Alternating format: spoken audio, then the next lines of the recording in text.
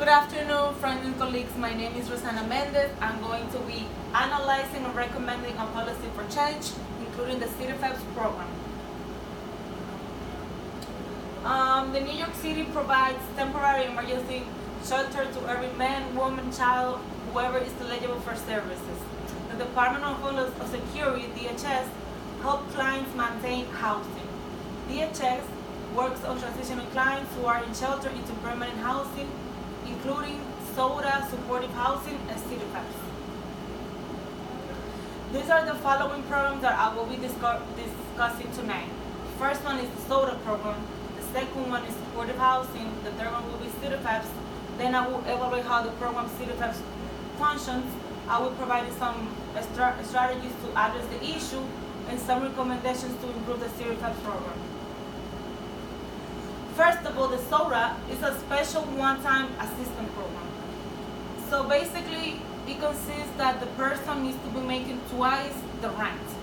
The SODA is only for people who are working or that receive SSI or SSD.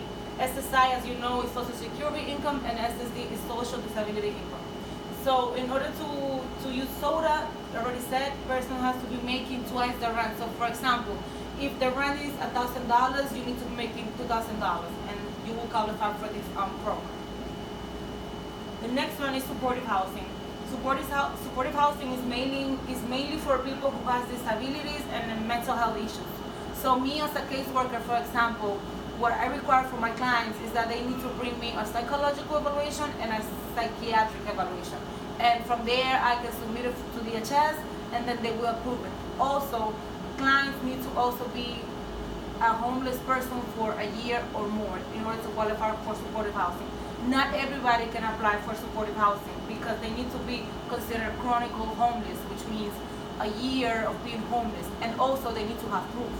Not only sometimes if you work in a shelter like me, it will be in care, so the information will be already in the system. But let's say, for example, if it's a person that comes now new into the system, that person information will not be there, so that person will need to provide it, and that person needs to provide proof that they were actually living where they say they were living.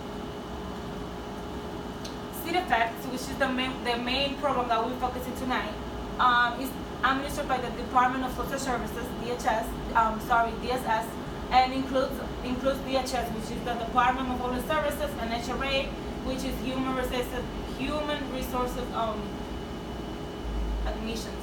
So CityFHEPS is a rental assistance supplemental program that helps clients to get apartment. So there are 3 requirements to get CityFHEPS. They need to have a public assistance case open, they need to be in the shelter for at least 3 months, and they need to have a source of income. So it's the same thing as SODA. It could be employment, SSI, or SSD.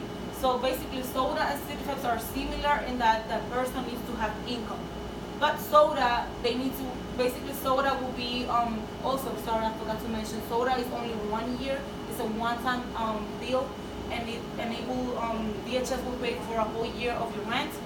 Whereas here, CityFHEPS, DHS pays mostly more, like half of the rent, and the person will pay according to what they make. It could be $200, $300, it depends. But it's like something controlled. It will not go over, it will not go down. It's something that a person can afford for 5 years. So that's the difference. So there's like a chart here that you can see that the maximum that a person could pay with CityFHEPS, a family of one, a composition of 1 or 2, could only pay $1,228. Depends. The maximum will be $2,224. You can see it's self-explanatory here. So red facts. According to Desmond 2018, during the American Housing Survey of 2013, they found out that there were people paying more than 70% of their income on rent. Head of household working 2 jobs in order to afford paying rent, food, and other expenses. Meaning that basically, I know for a fact from people that I know with, that they told me that they work 2 jobs, 3 jobs to pay for rent, food, daycare, and all of these services, and they don't even qualify for Medicaid. Things should be more affordable to those who work, because we, the ones that work, don't want to be homeless. We don't want to be evicted from our houses, but rent is too high. The cost of the rent is too high, and there's nothing we can do except wait for the government to do something for us. I include myself in that because I don't make that much. So, CityFHEPS evaluation. According to the three criteria of evaluation, the program should include adequate, equity, and efficiency. CityFHEPS meets the criteria for adequacy because it's directed to whom it's intended. It meets the criteria of equity because it treats everyone equally. However, in my opinion, it fails on efficiency. It's not that efficient. Why? I would say continue. Why CityFHEPS fails efficiency? Vouchers are too low and rent is too high. There are no apartments on the amount of 1303, which is the voucher for a family's composition of 2. For example, that's the voucher the clients that I work with obtain at the shelter. I have families of 2, and this is what I get. There is not even studios on that amount anymore, and it's very hard. It's very hard to find apartments on the amount of 1303. Landlords do not want to accept vouchers, even though it's the law. Something needs to be done regarding the issue with the landlords because they don't want to take vouchers. Strategy and recommendations. So what I propose is for vouchers for families composition of 2 should be increased to 1,500 because that is what 1-bedroom apartment currently costs. If you go on Street Easy or if you go to Craigslist, you will see that the cost of an apartment right now is mainly 1,500, even in the Bronx. Because the Bronx is what they consider cheap, but the Bronx is not cheap anymore.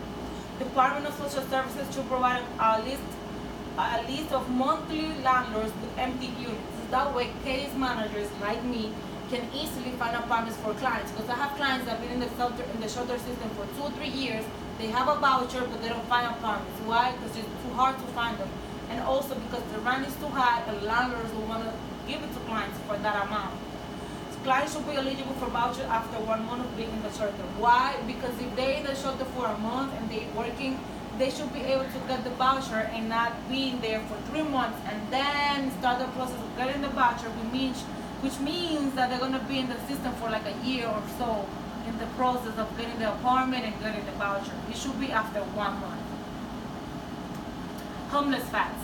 One of the primary factors leading to homelessness is that availability of local housing, meaning that apartments are too high, people are not being able to pay, they're getting evicted, and they end up being homeless. The minimum wage has not kept pace with the increase in the cost of housing. So the minimum wage is currently $15, but the rent is $1,500. How many hours does a person have to pay? How many hours does a person have to work to pay for rent if it's only one person? It's just too much. People should, one more recommendation is people should pay according to what they make, so control rent. Before people go homeless, they should be able to receive deals such as soda, like a one-time deal. We do have deals that are for people to prevent going on the shelter system, for example, the Marshall deals, but that requires for the client to be at court with the landlord. And some people prefer not to go to court and just leave the apartment because there is a stigma of going to court that will stay on your record and it will make you look bad. So people don't want to go to court. I want to conclude with this image, which is very strong, which says America here, and then it says low wages, and then it says high rent. So as you can see, self-explanatory. People are making low wages, and the rent is too high. So therefore, we need to work on or paying people more money or lowering rent or keeping it at one pace. Because that way, if people get more money and rent is kind of stable, then they will be able to afford it.